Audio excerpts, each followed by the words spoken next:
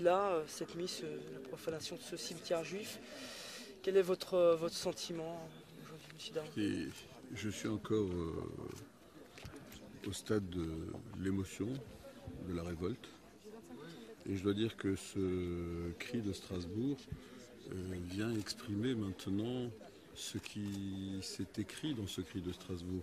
C'est qu'il faut qu'il y ait une vraie répression contre les actes antisémites, forte, puissante.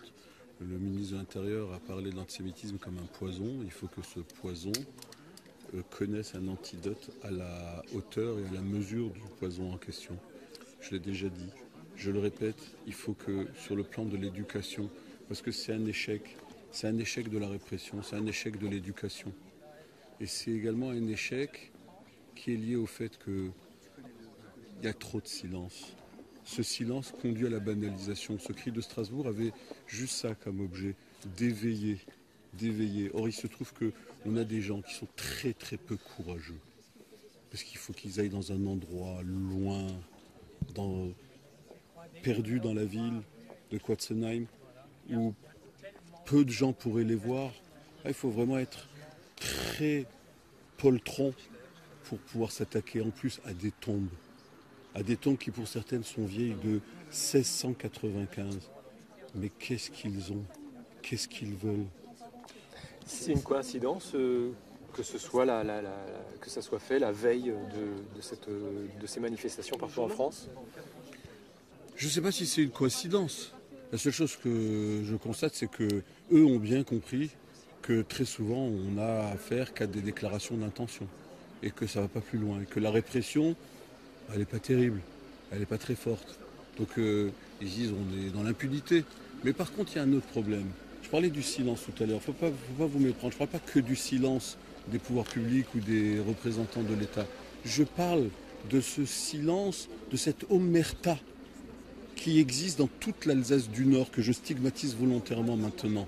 Parce que ce n'est pas possible qu'on tague partout en Alsace, des croix gammées partout, des salles juives partout, et que personne n'ait jamais rien entendu, personne n'ait jamais rien vu, et que personne n'ait même entendu un de ces voyous peureux, pas courageux, s'exprimer autour d'une bière dans un petit bistrot pour raconter ce qu'il a fait comme connerie.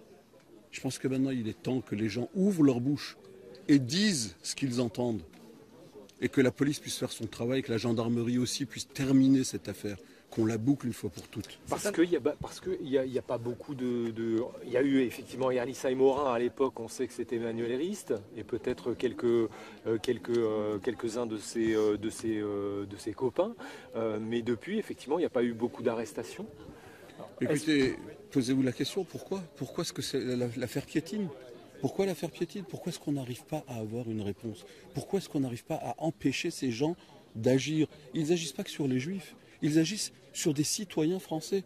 Et nous sommes tous des citoyens français, que nous soyons de confession juive ou pas.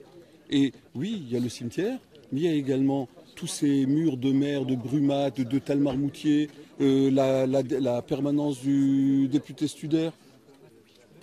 Ils ne sont peut-être pas juifs, mais c'est également, comme les juifs, des citoyens de ce pays.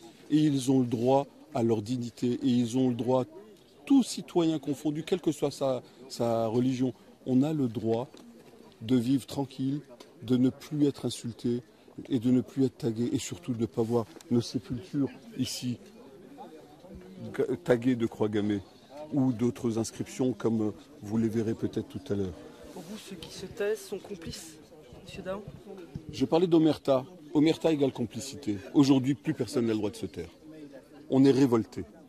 Et si vous, les journalistes, vous n'êtes pas révoltés, vous n'exprimez pas votre révolte, ben vous aurez également une responsabilité. Merci, M. Daron. Merci.